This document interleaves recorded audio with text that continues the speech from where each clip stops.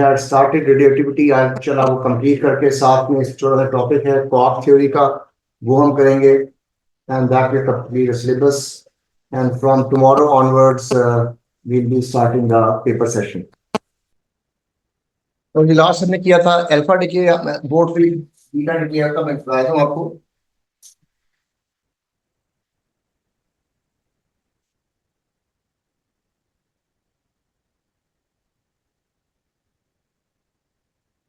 In this case जब भी आपसे कहा जाएगा कि अल्फा डिके हो रहा है, व्हाट्स द चेंज एलिमेंट, अगर आपको ए और जेड दिया हुआ है और इसमें से अल्फा पार्टिकल डिके करता है तो 4 2 जो है वो आप इसमें से माइनस करेंगे and we will have a new element being form जिसमें के मास नंबर a माइनस 4 और एटॉमिक नंबर z माइनस 2 होता है। तो इसको हम अल्फा डिके कहते हैं। इसके साथ हो सकता है we get a gamma ray. Gamma ray means that it has no mass number, no atomic number. तो ये ओ लेवल वाला पर है, बेटा ओ लेवल ही है, रेडियोएक्टिविटी मत ओ लेवल भी होती, सेम टॉपिक है। अल्फा डिके में जब भी आपने अल्फा डिके करना है तो मास में से 4 माइनस करना है, एटॉमिक नंबर में से 2 माइनस करना है। अब बीटा डिके दो किस्म का होगा, एक बीटा डिके उसको कहते हैं बीटा नेगेटिव डिके। इसके अंदर क्या होगा, इसके अंदर एक न्यूट्रॉन कन्वर्ट हो जाएगा इनटू अ प्रोटॉन और साथ में एक बीटा नेगेटिव पार्टिकल इमिट होगा and there will be a third particle emitted जिसका नाम है एंटी न्यूट्रिनो। तो दिस इज बीटा नेगेटिव और ये तीसरा पार्टिकल जो है ये अब यहां पे मैं इंट्रोड्यूस कर रहा हूं, इसका नाम है एंटी न्यूट्रिनो। तीसरा पार्टिकल भी इमिट होगा, अगर ये मेंशन आप नहीं करेंगे तो you will not get any mark. आपने अच्छा वो हीलियम का मटेरियल हीलियम है, alpha particle is helium nuclei. Alpha 42 इसलिए कहा जाता है क्योंकि ये हीलियम न्यूक्लियाई है। तो यहाँ पे ये एंटी न्यूट्रिनो मेंशन करना जरूरी है, अगर ये मेंशन नहीं करेंगे तो आपकी इक्वेशन इनकम्प्लीट होगी। इसी तरीके से एक और डिके होता है, इसका नाम है बीटा पॉजिटिव डिके। अब बीटा पॉजिटिव डिके में क्या होगा, आपके पास एक प्रोटॉन जो है न्यूक्लियस में से वो कन्वर्ट हो जाएगा इनटू अ न्यूट्रॉन और इसके साथ एक पार्टिकल इमिट होगा जो बीटा पार्टिकल ही है मगर इसका चार्ज +1 है। इसको बीटा पॉजिटिव या पॉजिट्रॉन कहते हैं। अब इसके साथ एक तीसरा पार्टिकल इमिट होता है और उस तीसरे पार्टिकल का नाम है न्यूट्रिनो। इसको इलेक्ट्रॉन न्यूट्रिनो भी कहते हैं, इसको भी इलेक्ट्रॉन एंटी न्यूट्रिनो कह सकते हैं या सिर्फ एंटी न्यूट्रिनो कहें तब भी ठीक है, मगर आपने मेंशन करना जरूरी है कि जब बीटा डिके होता है तो दो किस्म का डिके पॉसिबल है, एक बीटा नेगेटिव और एक बीटा पॉजिटिव। जो भी डिके होगा वो आपको मेंशन करेगा कि बीटा नेगेटिव डिके हो रहा है या बीटा पॉजिटिव डिके हो रहा है। Number 2, what happens to the nucleus. अगर आपके पास न्यूक्लियस ए जेड है और beta positive decay beta negative decay हो रहा है 0 - 1, तो जो नया एलिमेंट बनेगा उसके अंदर क्या इफेक्ट होगा, उसका मास नंबर तो वही रहेगा मगर एटॉमिक नंबर Z+1 8 इंक्रीज कर जाएगा and then we have anti neutrino as well. तो बीटा नेगेटिव के अंदर जो नया एलिमेंट बनता है उसके मास में कोई चेंज नहीं आती मगर एटॉमिक नंबर जो है वो 8 इंक्रीज कर जाएगा बिकॉज एक प्रोटॉन एक्स्ट्रा प्रोड्यूस हो गया है as a neutron is converted into a proton. In case of beta positive इसमें आपके पास बीटा पॉजिटिव अगर आ रहा है 0+1 तो एक प्रोटॉन कम हो रहा है। एक प्रोटॉन कम होने का मतलब है कि एटॉमिक नंबर जो है वो सेम रहेगा मगर मास नंबर 8 डिक्रीज कर जाएगा because 1 proton is converted into neutron, so Z is decreased by 1। Beta negative में Z+1 होगा, बीटा पॉजिटिव में Z-1 होगा, और यहां पे एंटी न्यूट्रिनो आ रहा है, यहां पे न्यूट्रिनो आएगा। यू मस्ट नो कि कौन सा पार्टिकल इमिट होता है when we have beta negative and when we have beta positive. Neutrino जब बीटा पॉजिटिव होगा और एंटी न्यूट्रिनो जब बीटा नेगेटिव होगा। इस तरह जब भी ये डिके करेगा तो हम उसमें ये चेंजेस लेके आएंगे। अब जब भी कोई रिएक्शन होता है, थ्री क्वांटिटीज आर कंजर्व। तीन क्वांटिटीज हैं जो कंजर्व होंगी जब भी आपका डिके होगा। ओके, ये तीन कौन सी क्वांटिटीज हैं जो कंजर्व होंगी? Let's first I'll take the example of alpha decay, beta decay, and gamma decay, and then I'll explain the three quantities which will always be conserved. For example, alpha के लिए मैं दिखा रहा हूं, हमारे पास है रेडियम 22688 और वो कन्वर्ट हो रहा है बाय एमिटिंग अल्फा। रेडियम 22688, इसमें से अल्फा पार्टिकल निकल रहा है 42 और ये कन्वर्ट हो रहा है इनटू रेडॉन। तो देखिए ये 226 है, 226 में से 4 माइनस करें तो ये बच जाएगा 222। 88 में से 2 माइनस करें तो ये बन जाएगा 86। इस तरह जब भी आपका अल्फा डिके होगा, आपने मास नंबर में से 4 माइनस करना है, एटॉमिक नंबर में से 2 माइनस करना है। इन case of beta decay, for example वो कहते हैं बीटा डिके हो रहा है और हमारे पास एलिमेंट है सोडियम 2411, इसमें से बीटा नेगेटिव डिके कर रहा है और ये बन रहा है मैग्नीशियम। अगर ये मैग्नीशियम बन रहा है तो what will be the mass number and what will be the atomic number? इसका मास नंबर 24 ही रहेगा। What about atomic number? 11 plus 1, ये बन जाएगा 12 plus anti neutrino 0 mass number भी 0 होता है, इसका एटॉमिक नंबर भी 0 होता है। इट इज एंटी न्यूट्रिनो, इसलिए डैश लगा देंगे, ये एंटी न्यूट्रिनो शो करेगा।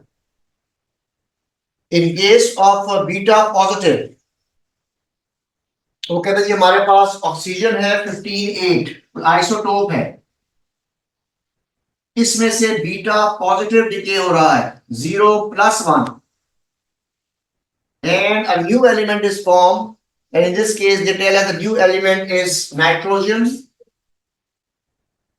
plus neutrino। 15 का 15 ही रहेगा, मगर ये 8 माइनस 1 7 हो जाएगा। तो जब भी आपके पास बीटा पॉजिटिव होगा तो आपका एटॉमिक नंबर 1 कम हो जाएगा, जब बीटा नेगेटिव होगा तो एटॉमिक नंबर 1 ज्यादा हो जाएगा। अब वो कहता है जी बताइएगा विच क्वांटिटीज आर कंजर्व। उन्होंने इक्वेशन दी हुई है, कोई रिएक्शन दिखाया हुआ है, कहते हैं इस रिएक्शन को आइडेंटिफाई करें। What is this reaction? Uranium 23592 plus a neutron, it is split up into smaller fragments। एक फ्रैगमेंट है बेरियम का, यानी एक पार्टिकल निकलता है जिसका नाम है बेरियम, which is 14156। 14156। दूसरा इसमें से निकल रहा है क्रिप्टॉन Kr और वो है 92 एंड Z, उसका हमें एटॉमिक नंबर नहीं दिया हुआ, and there are x number of neutrons। Neutron is 10 plus energy. ये रिएक्शन है जो यहां पर दिखाया हुआ है, and this reaction is called nuclear fission. इस रिएक्शन का नाम है nuclear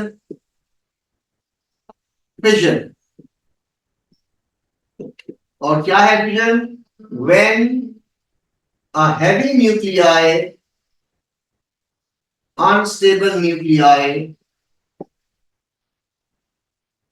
break into lighter fragments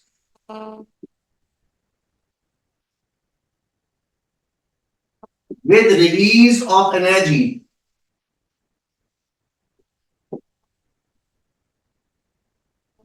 इसको हम न्यूक्लियर फिजन कहते हैं कि जब एक हैवी न्यूक्लियस जो है वो टूटता है और स्मॉलर फ्रैगमेंट्स बन जाते हैं और एनर्जी रिलीज हो रही होती है, इस प्रोसेस को हम न्यूक्लियर फिजन कहते हैं। अब इसमें तीन चीजें कंजर्व होती है। नंबर वन,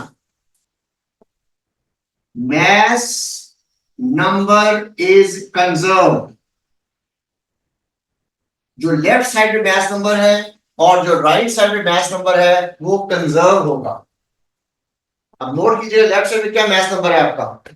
हाँ जी, लेफ्ट पे क्या है? Mass number +1। ये हो जाएगा 235 +1 मस्ट बी इक्वल टू, यहां पे मैस नंबर 141 है, यहां पर मैस नंबर +92 है and there are x number of neutrons. x उसका भी मैस नंबर बन जाएगा। It should always be conserve. Left side right side आपस में बराबर होना चाहिए। देखिए x की क्या वैल्यू आ रही है, 236 -141 -92। यहां से x की वैल्यू आ जाती है 3। तो जब भी आपसे कोई भी इक्वेशन, चाहे ये देखें इक्वेशन 24 लेफ्ट पे है, राइट पे भी 24 है, 11 लेफ्ट पे है, 12 -1 11 है, तो मैस नंबर हमेशा कंजर्व होगा, इसका एटॉमिक नंबर भी कंजर्व होगा। Number 2, atomic number is conserve.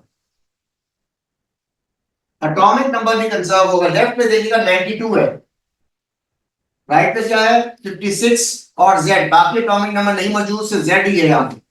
Should be equal to 56 plus z। और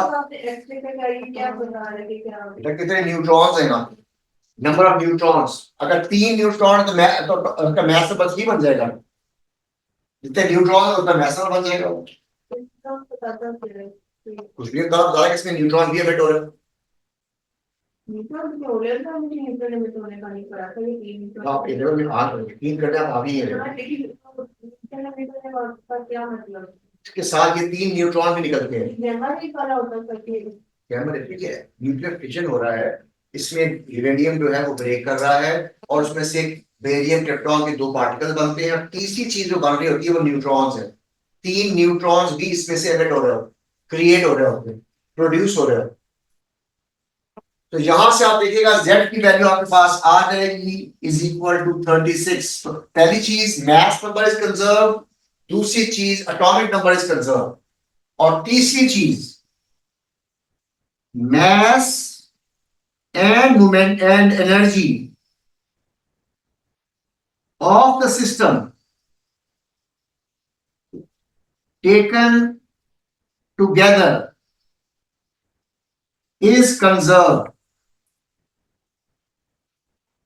अब आप नोट कीजिएगा यहां पे सिर्फ मैस है मगर यहां पे एनर्जी भी निकल रही है। तो एनर्जी कहां से आ रही है? इस केस में आप नोट करेंगे कि अगर आप इन दोनों का मैस निकाल लें तो इन तीनों का मैस उससे कम होगा और जो डिफरेंस आएगा मैस का वो एनर्जी में कन्वर्ट हो जाएगा। Delta M is mass defect and ये एनर्जी में कन्वर्ट हो जाएगा by using the formula delta M C square. अगर हम इसका एक्चुअल मैस निकालें यूरेनियम का और न्यूट्रॉन का लेफ्ट साइड पे और राइट साइड से बेरियम क्रिप्टॉन और न्यूट्रॉन का टोटल मैस निकाल लें तो आप ये देखिएगा कि इनका मैस इससे कम हो जाएगा।